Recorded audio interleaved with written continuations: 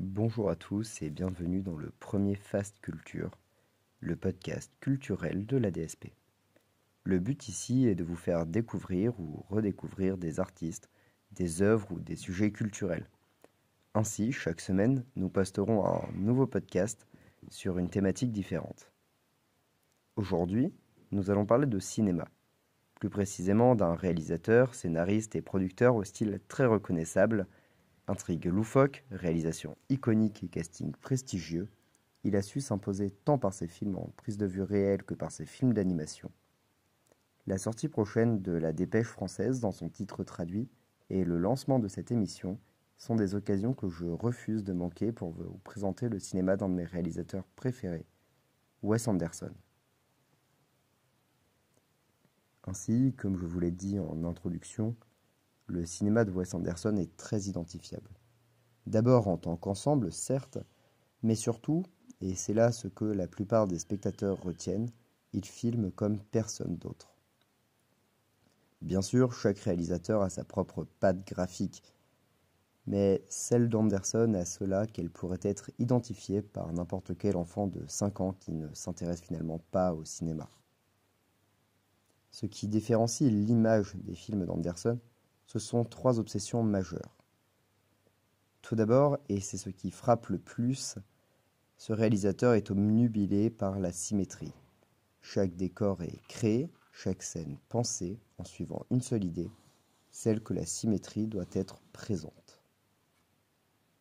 Cette obsession lui vaut une comparaison assez récurrente avec Stanley Kubrick, dont l'influence n'est pas cachée. Leurs images sont millimétrées et rien ne dépasse. Mais l'attrait pour la symétrie de Wes Anderson va plus loin. Il est permanent. Parfois, le film devient quelques instants une photographie et on en vient ainsi à sa deuxième obsession. Transformer ses films en cartes postales. Couleurs saturées, paysages et décors impressionnants, cadres précis. Seul problème, la fugacité de l'image au cinéma. Or, et c'est merveilleux avec le cinéma, les conventions de rythme ne sont que ça, des conventions, des standards. Et Wes Anderson s'en moque, les standards sont faits pour être brisés. C'est pourquoi il fait de ses films des photos, des plans longs, fixes et ralentis, avec comme seul objet un bâtiment ou une pièce. L'intrigue s'est arrêtée, il ne se passe rien, et alors le spectateur peut observer la beauté d'un décor artificiel pour quelques instants sur un écran géant. Sa troisième obsession majeure à l'image est la plongée. Toujours à la première personne, comme dans la peau du personnage, mais pas totalement. Il n'y a pas l'angle de vue naturel du personnage. On se retrouve perpendiculaire au sol, et ces scènes donnent l'impression que la vue du personnage tente de le fuir. Ainsi, la façon de filmer vient poser un voile d'irréel. Le temps d'un film, on est transporté dans une rêverie, un monde à l'esthétique à part. Les couleurs et la perspective nous sont familières et restent pourtant bien éloignées de notre quotidien. Mais si le cinéma de Wes Anderson m'est aussi agréable, ce n'est pas seulement pour son image. C'est aussi pour ses scénarios, souvent loufoques, et ses personnages toujours attachants. Je vais donc vous présenter 2 films du début de sa carrière. Tout d'abord, Rushmore, un film sorti en 1998 dans lequel on suit Max Fischer, élève médiocre de la Rushmore Academy, qui va briller à l'écran par son optimisme sans bornes et son caractère très personnel. Pour lui, peu importe la médiocrité scolaire, Rushmore est un paradis, dans lequel il compte tout de même briller par sa créativité et impressionner ses professeurs dans tous les domaines extrascolaires possibles.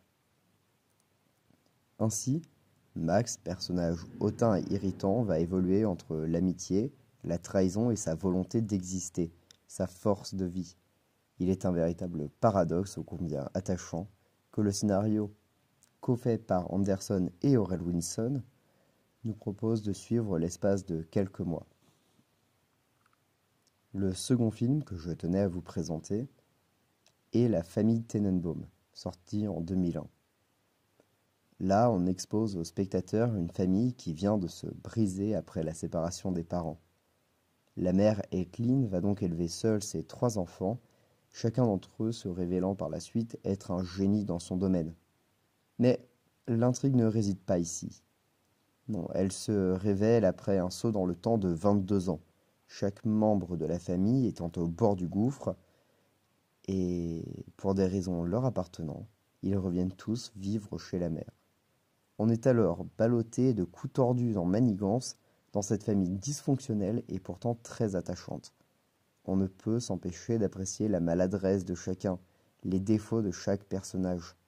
C'est un film absurde et comique qui engage profondément le spectateur sur un plan émotionnel. Et de tous les films de Wes Anderson, il est probablement mon préféré. Alors, je pourrais aussi vous parler du Grand Hôtel Budapest, qui a connu un succès retentissant, ou encore de L'Île aux chiens, son dernier film d'animation au style très japonisant. Mais finalement, tout ce que je vais faire, c'est vous conseiller d'aller dévorer la filmographie complète de l'icône cinématographique des années 2000, qui est Wes Anderson.